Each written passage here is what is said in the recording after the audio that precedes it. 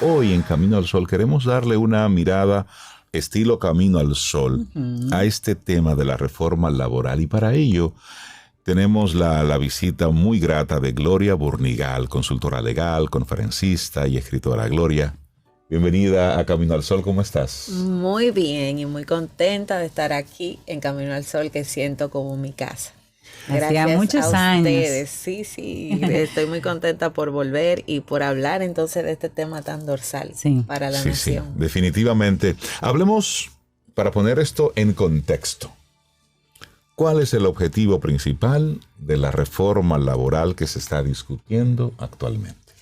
En la actualidad tenemos una reforma laboral que llegó al Congreso en el 2024. Okay. Esta reforma laboral, cuando llega al Congreso, llega con un objetivo principal y es una modificación al derecho procesal laboral. No contiene o no contenía, antes de que la estudiara el Senado, ninguna modificación al derecho sustantivo del trabajo. Cuando digo derecho sustantivo me refiero a lo siguiente. No teníamos figuras jurídicas nuevas del mundo del trabajo. La única, el teletrabajo, pero adolecía de protección de datos, no hablaba de inteligencia artificial, no hablaba de plataformas digitales, es decir, que tenemos un derecho laboral que seguirá retrasado conforme a las tendencias nacionales e internacionales de las nuevas modalidades de trabajo. Okay. Esta reforma se fue con una modificación del 90% de la parte en el que el trabajador accede a la justicia, cómo los tribunales conocen el proceso, cuáles son los plazos para emitir o no una decisión, en qué tiempo puedo ejecutarla, cómo puedo ejecutarla y cómo puedo establecer nuevos parámetros para el derecho procesal del trabajo. Es decir, se quedó solamente en el conflicto y cómo solucionarlo a nivel de justicia. Exactamente. Esta reforma es un gran porcentaje sobre la normativa procesal, sobre la parte procesal. Entonces, cuando llega al Congreso, llega depositada por el tripartito, que es un órgano consultivo que tienen países como los nuestros por ser miembros de la OIT y que accedieron a reformar el mundo del trabajo de esta manera, con el sector trabajador, el sector empleador y el Estado dominicano. Cependant, como dicen los franceses, este órgano consultivo tripartito nunca consultó. Nunca consultó a lo externo, se manejó con los que estaban ahí sentados en ese estudio y llevan al Congreso una reforma que mantiene ciertas cosas iguales, pero que perjudica en mucho sentido a ambos sectores. Esos son los detalles ahora que nos gustaría escuchar. Por ejemplo, ¿cómo perjudica, ya dijiste, pero cómo impacta al trabajador? Hablemos del trabajador en este primer caso. Sí. Al trabajador, si nos vamos por ese sector, nos sorprendió que la mesa que representa o las confederaciones que representan a los trabajadores dejaron manejar una jornada laboral diferente a la jornada laboral mundial y a la tendencia internacional. Hay una tendencia en la reducción, hay una tendencia en la flexibilización de la jornada para lograr la conciliación de la vida laboral y la vida personal, pero estamos hablando de una jornada laboral en casos especiales de hasta 12 horas como legal mínima y a tener horas extras después de las 120,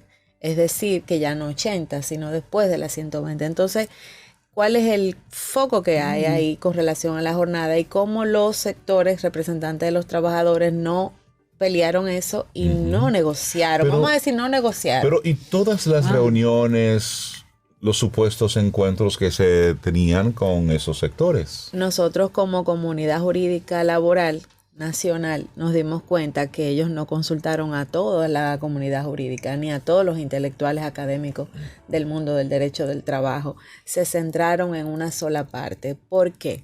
Porque hay un grupo o hay una academia que se ha encargado de establecer que el Código de Trabajo es leonino y es perjudicial para las empresas por el tema de las prestaciones que contempla y también por la parte procesal y la rapidez con la que las ejecuciones laborales se han desarrollado a través del tiempo.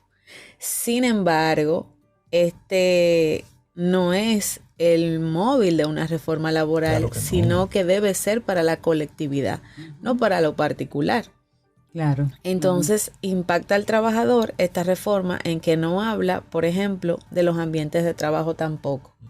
No obstante, el Ministerio de la Mujer establece que hay una alta tasa de violencia en el país y que tenemos estadísticas donde se triplica la violencia, la salud mental y todo lo demás, pues esa propuesta del 2024 llega al Congreso sin hablar de acoso laboral, sin hablar de mobbing. No obstante, el convenio 190, que después de pandemia ya existe a nivel de la noticias, OIT. incluso locales, donde se ven. Claro. Entonces, cuando eso llega, nos sorprendemos y decimos, pero ¿cómo es posible? Entonces ahí es que un grupo de mujeres laboralistas nos unimos y creamos la Sociedad Dominicana de Abogadas Laboralistas, mandamos nuestras contrapropuestas al Senado y hablamos del acoso, y es el Senado realmente, en la comisión especial, que abre la puerta y enseña a la comunidad cuál es la propuesta. Porque hasta que no llegó al Senado y no fue asignada esa comisión especial antes de que estuviera de nuevo, porque está de nuevo en la comisión, nadie se enteraría de lo que tenía. Empezamos a ir a fórum que nos invitaban a conocer de la propuesta laboral, pero el fórum era un fórum ilógico porque en los fórum tú participas. Tú opinas, claro, pero ellos ese es el objetivo. Pero no pasa. Ese es el objetivo, pero no pasaba. Siempre el tiempo se agotaba, solo ellos daban información de que tenían una nueva propuesta, de que ya habían depositado todo en el Congreso y el público se quedaba sin participar. No tiene sentido. No era una Entonces, conversación. No había una real conversación. La conversación se abre cuando llega al Senado y llega a esa comisión asignada para el estudio. Ahí participamos asociaciones de abogados, asociaciones de empresas, asociaciones de todos los sectores que no fueron parte del tripartito. Entonces, según el sector empleador, por eso nos sorprendió la alta tasa de rechazo, la cesantía, ellos parece que la dejaron como un capítulo abierto. Y ese es el otro tema que tenemos para... A ver si podemos explicar un poco el tema de la cesantía, porque al parecer de todo, que lo que has dicho, cada una de sus partes tiene un peso importante. No es menos cierto que lo que más ha llamado la atención, por lo menos los sectores más involucrados, que es el empresarial, el sindical, es el foco sobre la cesantía. Sí, ambos sectores no van a permitir una reforma si no abren su mente y crean nuevas modalidades y nuevos métodos. La cesantía, lo primero, para que la comunidad nos entienda, es un derecho eventual. No es un derecho que le asistirá a todo trabajador. Yo voy a pagar el derecho de prestaciones auxilio de cesantía cuando yo como empleador decido ponerle término de manera unilateral al contrato de trabajo por la figura del desahucio.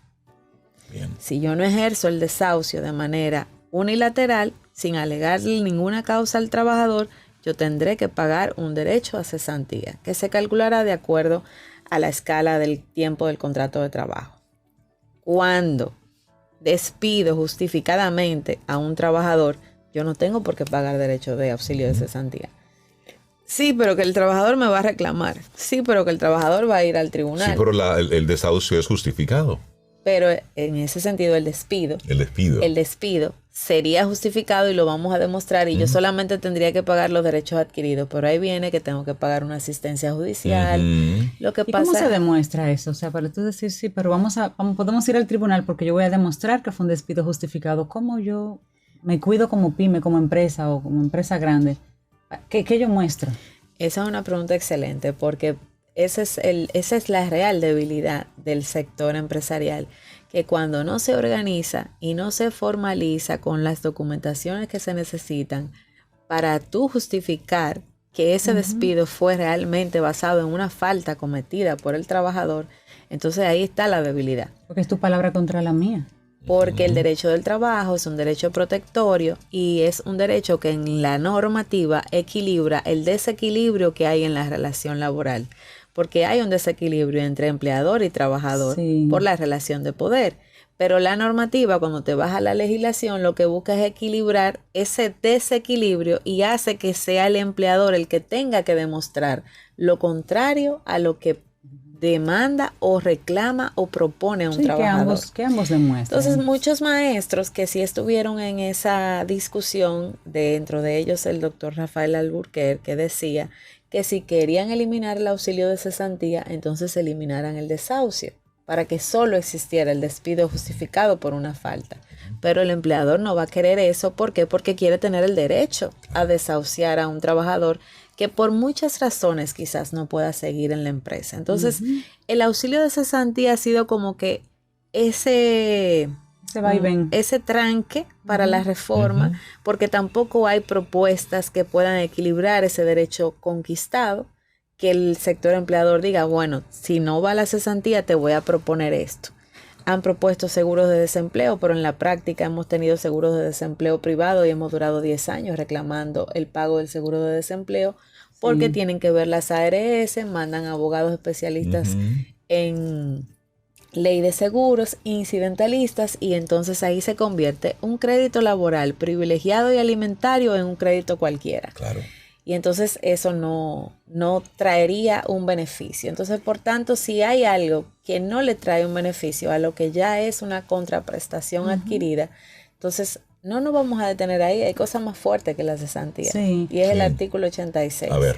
Ese es realmente el problema de cada día de retraso por un día de salario. Si tú desahucias a un trabajador, tienes 10 días para pagarle. Si no le pagas a los 10 días, tienes un astrente que el mismo código establece. Exacto. De un día de salario por cada día de retraso. Entonces, ahí es que yo creo que se pudiera hablar de una posible flexibilización, pero no en eliminar el auxilio de cesantía. Gloria, ¿a qué entiendes tú se debe el presentar entonces esta reforma laboral, que la que tenemos actualmente data de mediados de los 90? 92, principios de los 90. Se tardó mucho tiempo y el mundo cambió bastante en todos estos años. ¿Por qué entonces presentar un código de esta naturaleza sin hacer el consenso de forma correcta? Agregar, porque el tiempo en radio es corto, me gustaría agregar en la respuesta que le vayas dando a Rey, que también nos respondas, por favor. ¿Qué sucedería si se aprueba lo que está y cómo está? Y luego nos enfocamos en esos puntos que son débiles, pero ya modificamos muchas cosas, ya por lo menos actualizamos muchas cosas y luego nos enfocamos en discutir esos puntos.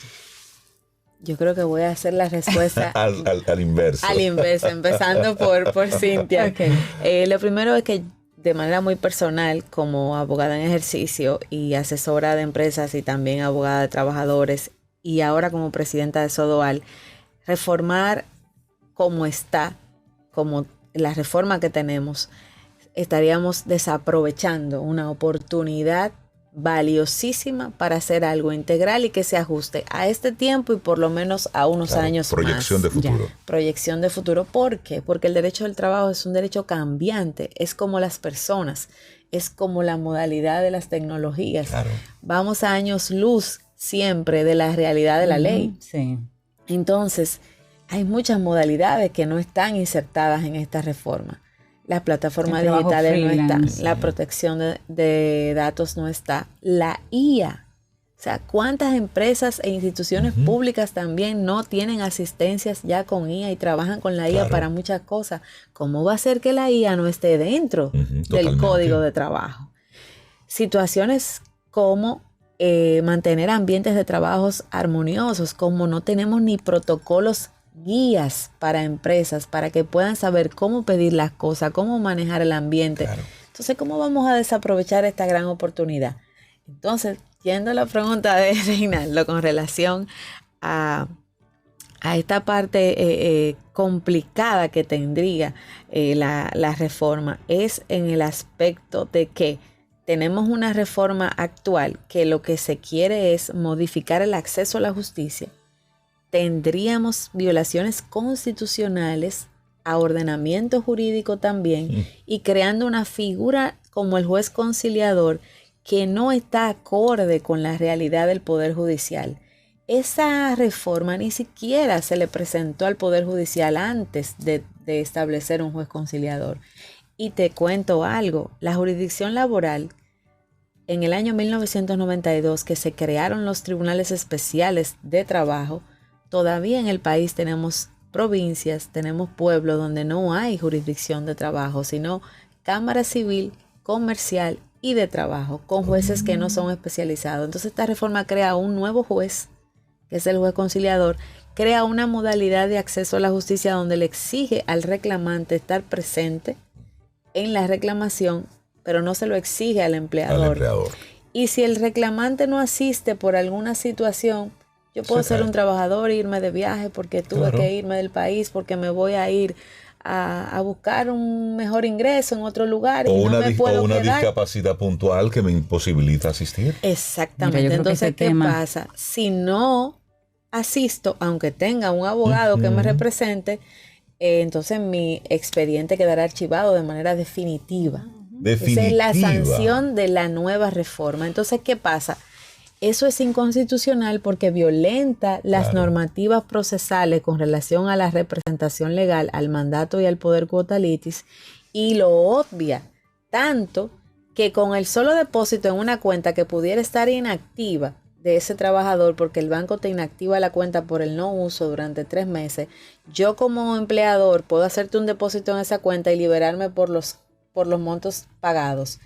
Pero ¿y qué formalidad tendría eso a la luz de lo que las legislaciones establecen para cierre de reclamaciones? Entonces, hay muchos temas procesales importantes. Se ampliaron los plazos para notificar la audiencia y el día de la audiencia. Se ampliaron los plazos para las ejecuciones de las sentencias. Por eso es que dije al principio que la reforma va más enfocada en una modificación del derecho procesal del trabajo. Claro. Y no la estamos aprovechando para crear el derecho sustantivo que no tenemos reglamentado. Oye, el código que realmente necesitamos. Gloria, vamos junto contigo a darle un seguimiento más cercano a todo lo que tiene que ver con la reforma laboral. Se está hablando mucho y te queremos extender la invitación para que cada vez que surja una discusión nueva, un incidente nuevo al respecto, pues nos acompañes para que hablemos y abordemos esto. Muchos de nuestros oyentes son empresarios, están muy involucrados en el mundo productivo y esto nos impacta a todos y debemos involucrarnos. Sí, eso es un llamado muy importante que yo me sumo y donde quiera que voy digo, tenemos que ser activos, involucrarnos, conocer lo que tiene el Congreso en su mano. Por supuesto. Porque eso va a afectar de manera dorsal la economía del país y por tanto la estabilidad de un montón de personas que hacen posible el trabajo y que el peligro aquí no es el trabajador o el empleador, lo que peligra es el empleo. Claro. Y es lo más importante. Y para que el público sepa, en la actualidad, la reforma fue al Congreso, el Senado la estudió en comisión especial, se aprobó en primera lectura, en segunda lectura y pasó a la Cámara de Diputados. En el Senado logramos como Sodoal que tipificaran el acoso y lo incluyeran como modalidad de prohibición al empleador y también al trabajador que cometa acoso. Y cuando vamos a la Cámara de Diputados, se eliminó el juez conciliador, porque se eliminó en segunda lectura, pero en la Cámara de Diputados y en la segunda lectura se incluye el juez conciliador nuevamente. El presidente de la Cámara de Diputados entiende que había que estudiar mejor, se terminó la legislatura y la mandó nuevamente al Senado. El Senado la reintroduce ahora y la manda a comisión especial. Y la comisión especial, presidida por un senador que entiendo que es el que ha hecho la apertura al mundo del trabajo, el senador Rafael Duluc, que es el quien ha recibido los gremios, quien ha compartido con todos los sectores, está nuevamente estudiando la pieza legislativa. Tenemos que ponerle el ojo, no podemos soltarlo. Gloria Burnigal, consultora legal, conferencista, escritora, gracias por acompañarnos para hablar un poco sobre esta reforma laboral dominicana. Y quedan muchas preguntas, así que quedan muchas conversaciones. Gloria, muchísimas gracias. Gracias a ustedes. Bueno, y así nosotros llegamos al final de nuestro programa por el día de hoy. Mañana, si el universo sigue conspirando, si usted quiere, si nosotros estamos aquí, tendremos un nuevo Camino al Sol. Recordarte nuestra actitud Camino al Sol. Cuida tu tiempo y tus prioridades. Tu bienestar y el de tu familia dependen de cómo eliges vivir cada día. De la película Harriet del 2019 vamos a disfrutar Stand Up. Hasta mañana. Lindo día. Aquí termina Camino al Sol.